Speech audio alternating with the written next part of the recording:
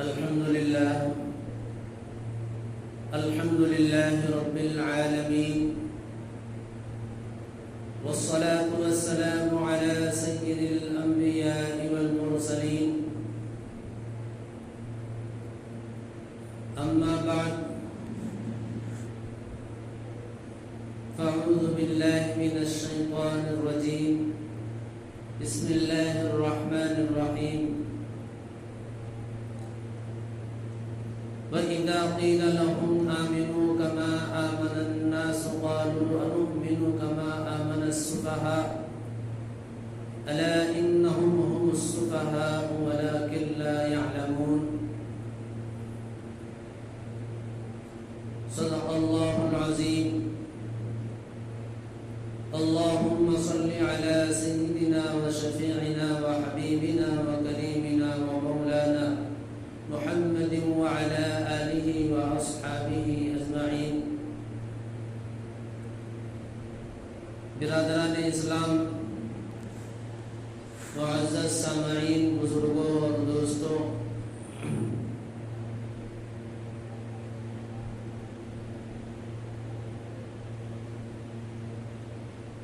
گرما کا موسم چل رہا ہے.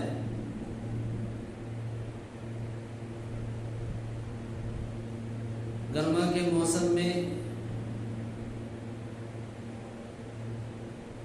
عصری اسکولوں کے بچوں کو اور رمضان میں دینی مدارس کے طلباء کو چھٹیاں ملتی ہیں.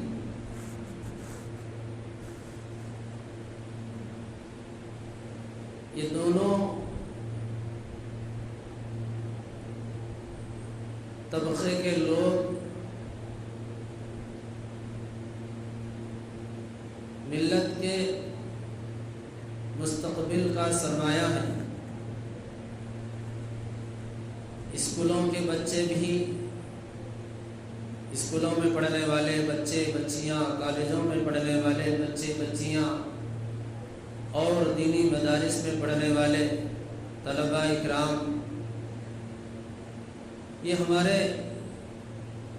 ہمارے لیے مستقبل کا سرمایہ ہے. ان کے اس وقت چھٹیاں چل رہی ہیں. ان کے چھٹیوں کو ضائع نہیں کرنا چاہیے. ان کے اوقات کو بیکار جانے نہیں دینا. یہ سرپرستوں کی ذمہ داری ہے. ان کے اس چھٹیوں کے اوقات کو غنیمت سمجھ کر، قیمتی سمجھ کر، ہم ان کے اس اوقات میں ان سے کام لینا. ان سے کام کیا لینا ہے؟ بہت سارے بچے ہیں جن کو ایمانیات کے بارے میں پتہ نہیں ہے. ایمان کیا چیز ہے، توحید کیا چیز ہے، رسالت کیا ہے، بعث بعد الموت کیا ہے، آخرت کیا ہے،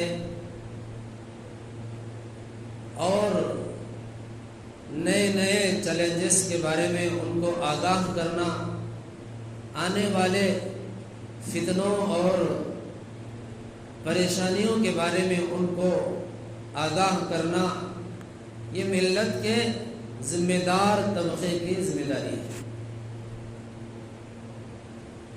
آپ شہروں میں، گلیوں میں، گاؤں میں جا کر کے دیکھیے، جو بچے اسکولوں میں پڑھتے ہیں، کالجوں میں پڑھتے ہیں، ان کی چھٹیاں چل رہی ہیں، تو وہ ان اوقات کو کہاں گزار رہے ہیں؟ وہ ندی نالوں میں، بازاروں میں، کٹوں میں، ادھر ادھر بیکار اپنے قیمتی اوقات کو گزار رہے ہیں. یہ ایک بہترین موقع ہے جب ان کے اسکول چلتے ہیں تو ان کے پاس پڑھنے کے لیے وقت نہیں ہوتا، قرآن پڑھنے ان کے پاس ٹائم نہیں ہوتا، نورانی قاعدہ پڑھنے ان کے پاس ٹائم نہیں ہوتا، اردو سیکھنے ان کے پاس ٹائم نہیں ہوتا۔ وہ بہانہ بناتے ہیں کہ ہمیں اسکول کا بہت لکھنے کا بہت ہے، ہوم ورک بہت ہے، ٹیچرز جو ہیں اسکول کے ہوم ورک بہت دیے ہیں، اس لیے نماز کو ان کو فرصت نہیں ملتی، مسجد کو آنے ان کو فرصت نہیں ملتی۔ آپ کئی بچوں سے پوچھیں کہ بھائی اسکول کے جانے کے زمانے میں کہ آپ نماز کو کیوں نہیں آتے، تو بچے بولتے ہیں کہ ہمارے پاس ٹائم نہیں ہے۔ ٹائم کس لیے نہیں ہے؟ ٹائم اس لیے نہیں ہے کہ ہمارے ٹیچرز نے ہمیں ہوم ورک بہت زیادہ دیے ہیں، اس لیے وہ لکھنے کی وجہ سے ہمیں مسجد آنا نہیں پڑتا۔ اب جو ہے انہی بچوں کا وقت بالکل فارغ ہے، اور دینی مدارس کے بچوں کا بھی وقت فارغ ہے۔ شعبان کی 15 تاریخ کو چھٹیاں ملتے ہیں دینی مدارسوں میں، تو شوال کی 15 تاریخ تک بچہ گھر پہ رہتا ہے۔ اسی طرح عصری اسکول کے بچے ہیں، ان کو چھٹیاں ملی غالباً 10 اپریل کو یا اس سے پہلے ان کو چھٹیاں ملی۔ اب مئی کے پورا جون تک ان کی چھٹیاں ہیں، تو بچوں کے ان اوقات کو قیمتی سمجھنا بچوں کے والدین کی ذمہ داری ہے۔ عربی کا مقولہ ہے الوقت اسمن من الذهب، وقت سونے اور چاندی سے بھی زیادہ قیمتی ہے۔ یہ 2 مہینے کا جو عرصہ ہے بچوں کا، ہم ان 2 مہینوں میں بچوں کی ذہنی اور فکری ساخت کو اسلامی کلچر میں بدل سکتے ہیں،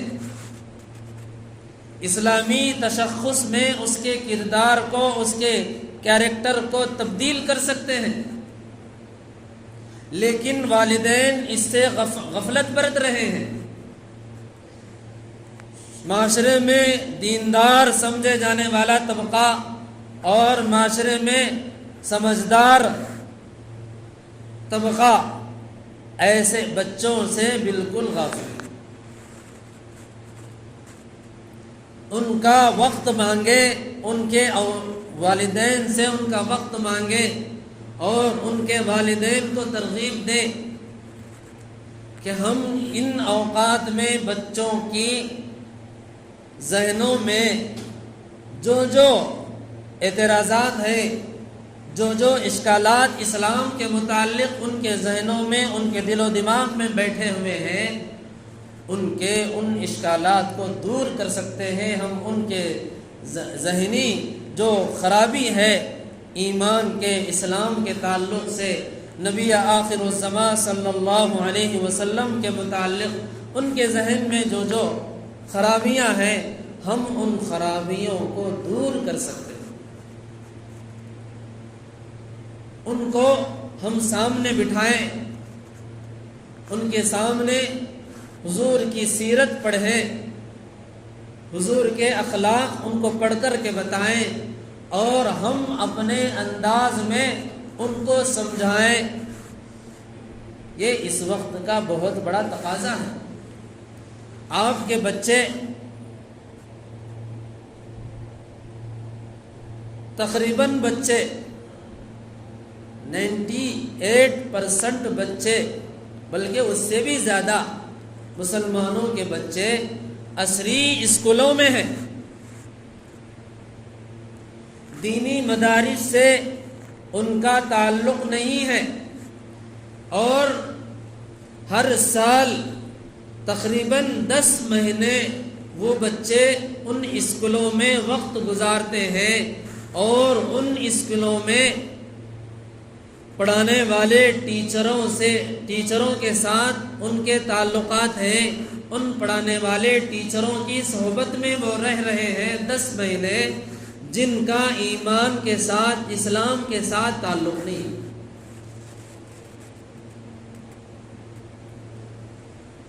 وہ اسلام سے لا تعلق ہیں، اسلام سے لا تعلق ٹیچرز کے ساتھ آپ کے بچے کے روابط ہیں، ان کے ساتھ ان کے پاس آنا جانا ہے، ان کی صحبت میں بیٹھنا ہے، ان کے لیکچر کو سننا ہے۔ تو بزرگوں اور دوستوں، اگر بچہ یا بچی مسلسل 10 مہینے ایسے غیر اسلامی ماحول میں رہ کر جب باہر آتا ہے تو آپ اندازہ لگاؤ اس کے ذہن میں اسلام کے بارے میں کیا تاثر ہے، نبی آخر الزمان صلی اللہ علیہ وسلم کے بارے میں اس کے دل و دماغ میں کیا باتیں ہیں، اسلام کے بارے میں اس کے دل و دماغ میں کیا باتیں ہیں، قرآن کے بارے میں اس کا کیا یقین ہے۔ جب ہمیں ہمارے بچے کی اندرونی ایمان کی کیفیت کے بارے میں جب ہمیں پتہ نہیں ہے، اس کے اندرونی حالات کے بارے میں ہمیں علم نہیں ہے، تو بزرگوں اور دوستو، آپ کے گھر میں آپ کا بیٹا، آپ کے گھر میں آپ کا بیٹا آپ کے کمائی ہوئی پرورش پر وہ پل رہا ہے، لیکن اس کے دل و دماغ کچھ اور کام کر رہے ہیں۔ اس کی سوچ، اس کی فکر جو ہے وہ آپ سے بالکل ہٹ کر سوچ رہا ہے، اس کی فکر آپ کے بالکل مخالف ہے۔ اب اس کو آپ کی ضرورت ہے، اس لیے وہ آپ کے گھر میں پرورش کر رہا ہے۔ اس کو آپ کی ضرورت ہے، اس کو آپ کے پیسوں کی ضرورت ہے، اس کو ماں کے کھانے پینے کا انتظام کرنے کی ضرورت ہے، اس کو باپ کے انتظامات کرنے کی ضرورت ہے، اس کو باپ کے سہارے کی ضرورت ہے، اس لیے وہ آپ کے ساتھ آپ کے گھر میں پرورش کر رہا۔ جب اس کو نہ باپ کی ضرورت پڑے گی، نہ اس کو ماں کی ضرورت پڑے گی، بلکہ اس کے پاس ان تمام ضروریات کو پورا کرنے کا انتظام کسی اور طرف سے ہو جائے گا، تو وہ آپ کو بالکل چھوڑ دے گا۔ ہم یہ سمجھ رہے ہیں کہ بیٹا ہمارے ساتھ ہے، بیٹی ہمارے ساتھ ہے، یہ ہمارا مغالطہ ہے، یہ ہماری غلط فہمی ہے۔ وہاں پر اسکولوں میں، کالجوں میں آپ کے بچوں کو جو سکھایا جاتا ہے وہ فن سکھایا جاتا ہے۔ وہ فن کیا ہے کہ بڑے ہونے کے بعد پیسے کس طرح کمانا ہے، یہ فن بتایا جاتا ہے بس۔ اس کے مختلف نام ہیں، میڈیکل سائنس ہے، انجینئر ہے، الگ الگ ہے، ڈپلومہ ہے، یہ تمام تر نام جو ہیں ڈگریوں کے، یہ معاش کو اور معیشت کو، یعنی بچہ بڑا ہونے کے بعد پیسے کس طرح کما سکے، یہ مشق اور یہ طریقے وہاں پر سکھائے جا رہے ہیں۔ وہاں پر ایمانیات کو نہیں بتایا جاتا، وہاں پر یہ نہیں بتایا جاتا کہ ہم آدم و حوا کی اولاد ہیں، وہاں پر یہ نہیں بتایا جاتا کہ آدم علیہ السلام دنیا کے سب سے پہلے انسان ہیں، حضرت حوا دنیا کی سب سے پہلی خاتون ہے، وہاں یہ نہیں بتایا جاتا۔ وہاں پر یہ بھی نہیں بتایا جاتا کہ حضرت آدم علیہ السلام اللہ کی طرف سے سب سے پہلے نبی اور رسول بنا کر دنیا میں بھیجے گئے، یہ نہیں بتایا جاتا۔ وہاں پر یہ بھی نہیں بتایا جاتا کہ حضرت آدم علیہ السلام سے اللہ رب العزت نے پیغمبروں کے سلسلے کو جاری فرمایا، اور درمیان میں حضرت ادریس آئے، درمیان میں حضرت نوح آئے، درمیان میں حضرت ابراہیم آئے، حضرت موسیٰ کلیم اللہ آئے، حضرت عیسیٰ روح اللہ آئے، حضرت زکریا آئے، آخر میں حضرت محمد عربی صلی اللہ علیہ وسلم سارے جہاں کے لیے پیغمبر اور رسول بنا کر بھیجے گئے۔ یہ باتیں اسکولوں میں، کالجوں میں آپ کے بچوں کو، آپ کی بچیوں کو نہیں پڑھائی جاتی۔ وہاں پر تو کچھ اور سکھایا جاتا ہے۔ جب آپ کا بچہ 10 مہینے مسلسل غیر کے ہاتھ میں پرورش، اس کی غیروں کے ساتھ صحبت ہے، اور اس کو باوجود وہ بچہ جو ہے وہاں پر کچھ اور سیکھ رہا ہے، دنیا کمانے اور پیسوں کو اکٹھا کرنے کے طریقے وہاں پر سیکھ رہا ہے، تو اب آپ کا بچے کے ذہن میں، اس کے دل و دماغ میں کیا کون سی باتیں گردش کر رہی ہوں گی؟ آپ غور کریں۔ مسلم طبقہ، والدین، سرپرست حضرات، اس مدعے کو ذہن میں رکھ کر ہم ہر وقت اس کے بارے میں غور و فکر کرتے رہنا چاہیے۔ ہم مغالطے کا شکار ہیں، غلط فہمی کا شکار ہیں کہ بچہ ہمارے ساتھ ہے، ہمارے گھر کے اندر ہے، اس بچے کے جسم جان کے اندر ہمارا خون ہے، یہ ہمارا مغالطہ ہے۔ بے شک آپ کے بچے کے جسم میں آپ کا خون ہے، اس سے کوئی انکار نہیں ہے، اس میں کوئی شک و شبے کی بات نہیں ہے، لیکن بزرگوں اور دوستو، بچہ آپ کے ساتھ اس لیے ہے کہ اس کو آپ کی ضرورت ہے۔ جب اس کو آپ کی ضرورت محسوس نہیں ہوگی، بچے کو آپ کی ضرورت کی جب کوئی اہمیت ختم ہو جائے گی، تو اب وہ آپ سے رشتہ ناطہ ختم کر دے گا۔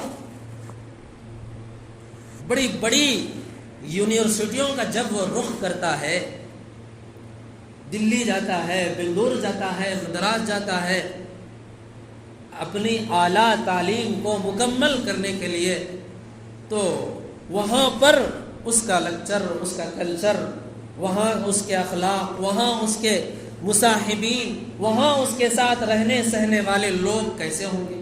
قرآن کریم کے اندر اللہ فرماتا ہے، یا ایھا الذین آمنوا کونوا مع الصادقین، اے ایمان والو سچوں کے ساتھ رہو۔ اب قرآن کی تعلیم یہ ہے، قرآن ہمیں یہ تعلیم دے رہا ہے کہ ہمارے ہم نشین، ہمارے ساتھ اٹھنے بیٹھنے والے، ہمارے ساتھ چلنے پھرنے والے، ہم جس کے ساتھ کھانا کھا سکتے ہیں، کھانا کھا رہے ہیں، وہ لوگ ایسے ہونے چاہیے جو سچے ہوں۔ قرآن کریم کی اصطلاح میں جن کو سچے کہا گیا ہے، ایسے سچے ہمارے ساتھ ہونا چاہیے، ہم ایسے سچوں کے ساتھ رہنا چاہیے۔ جب ہمارا بچہ قرآن کریم کی اصطلاح کے مطابق ایسے سچوں کی صحبت میں رہے گا تو واقعتاً وہ ایک وقت میں ولی کامل بن جائے گا، اپنے وقت کا بہت بڑا ولی بن جائے گا۔ اگر اس کو قرآن کریم کی اصطلاح کے مطابق صادقین اگر نہیں مل پائے تو بزرگوں اور دوستو، ظاہر بات ہے وہ کیسے لوگوں کی صحبت میں رہے گا۔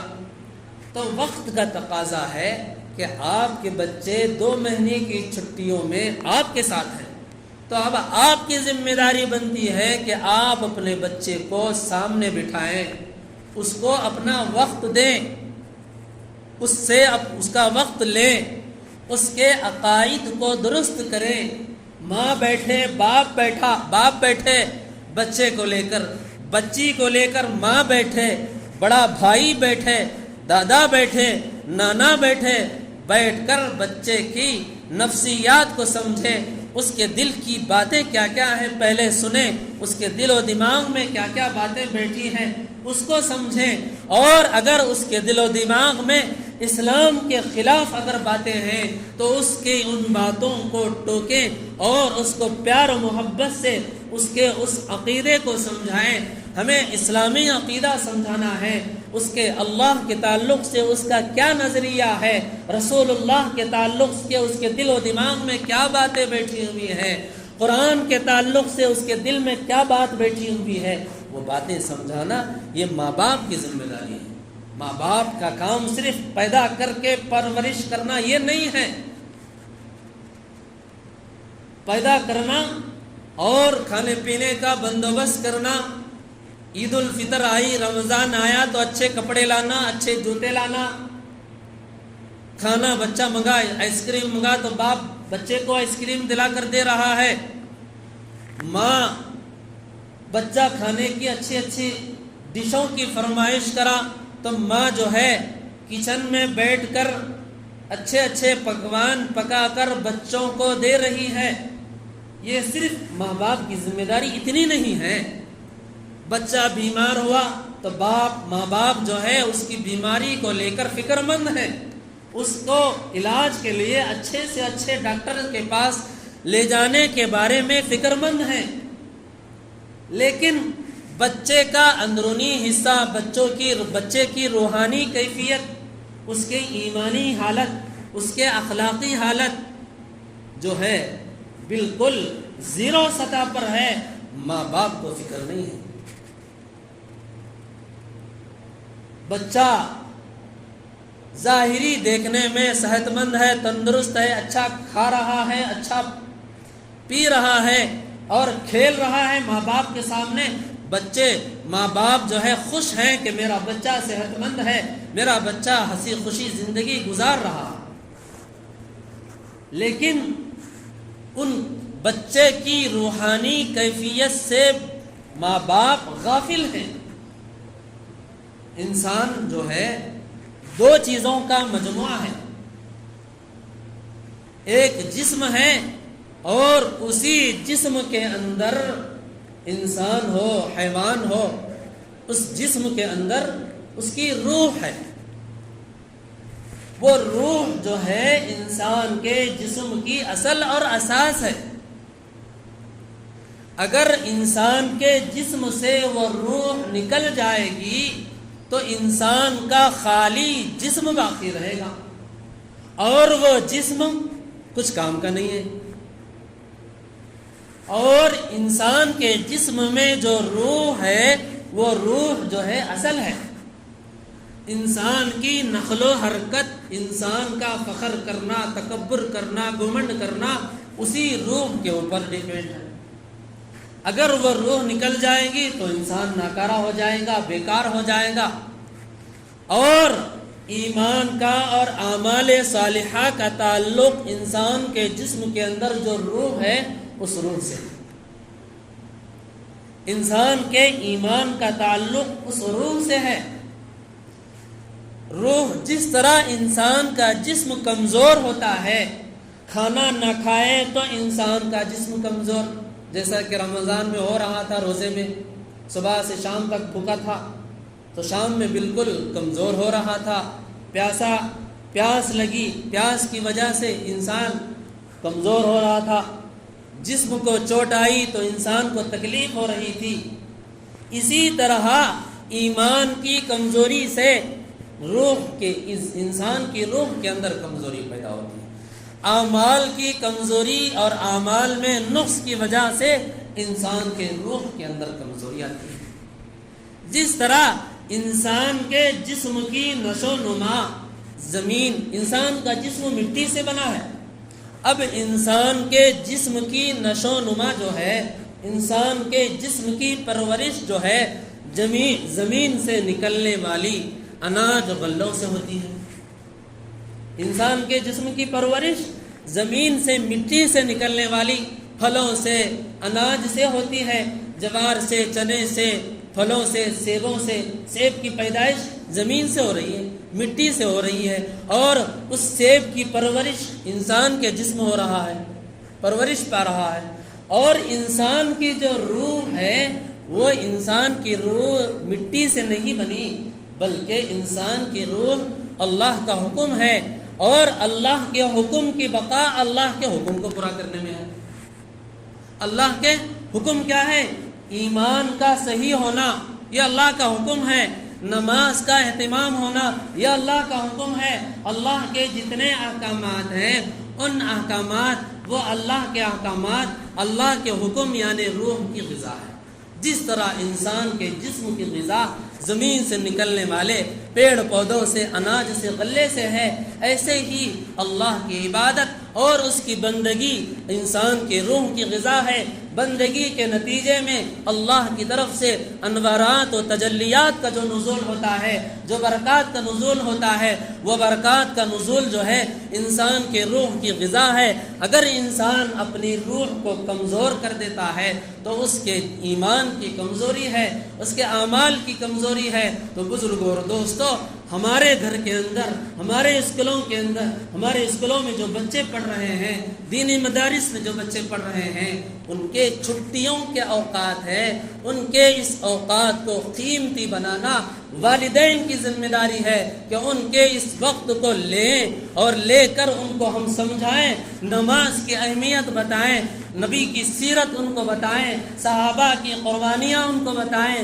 اللہ فرما رہا ہے وَإِذَا قِيلَ لَهُمْ آمِنُوا كَمَا آمَنَ النَّاسُ، جب منافقین سے کہا جاتا تھا کہ ایمان لاؤ، جس طرح صحابہ کرام نے ایمان لایا، ہم صحابہ کرام کے ایمان کو معیار بنائیں، صحابہ کرام کے اعمال کو معیار بنائیں، اور ہم اپنے بچوں سے کہیں، اپنے بچیوں سے کہیں کہ جس طرح صحابہ کرام کا ایمان تھا ویسے ہمارے ایمان بنانا ہے، جس طرح صحابیات کا ایمان تھا ویسے ہمیں ایمان بنانا ہے، جس طرح صحابہ کرام کے اعمال تھے ویسے ہم اپنے اعمال کو بنانا ہے۔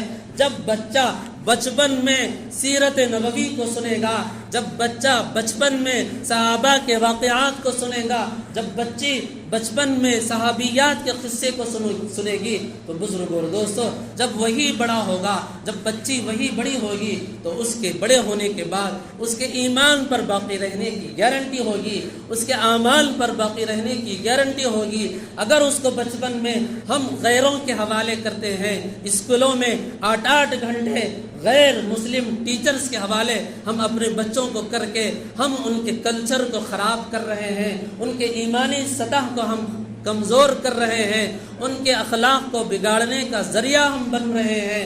ہمارے ہاتھ میں یہ 2 مہینے بچے ہمارے ہاتھ میں ہیں، ہم ان کو ایمانی سطح کی قوت کو مضبوط کر سکتے ہیں، ان کے اخلاق کو بنا سکتے ہیں، ان کے کردار کو بنا سکتے ہیں، انہیں والدین کے حقوق ان کو بتا سکتے ہیں، بچوں کے حقوق ان کو بتا سکتے ہیں، قرآن کی فضیلت ہم ان کو بتا سکتے ہیں۔ لیکن عزیزوں اور دوستو، کسی ماں باپ کو اس بارے میں کوئی فکر نہیں ہے، کوئی ماں باپ اس بارے میں فکر مند نہیں ہے کہ ہر کوئی اپنے اپنے کام کے پیچھے پڑا ہے۔ باپ کو کمانے کی فکر لگی ہے، ماں کو گھر کا کام کرنے کی فکر لگی ہے، لیکن بچوں کے ایمان کو بنانے، ان کے اخلاق کو بنانے کی کسی ماں باپ کو فکر نہیں۔ عزیزوں اور دوستوں، وقت کا تقاضا ہے۔ اگر پہلے زمانے میں ماں باپ جو ہے بچوں کو سکھاتے تھے، بڑوں کی کہاوت ہے کہ ماں کی گود بچے کا پہلا مدرسہ ہے، وہیں سے اس کی تعلیم کا آغاز ہوتا ہے، اور خبر کے گڑھے میں جانے تک اس کے تعلیمی مراحل پورے نہیں ہوتے۔ اللہ تبارک و تعالیٰ سے دعا ہے کہ اللہ ہمیں عمل کرنے کی توفیق عطا فرمائے۔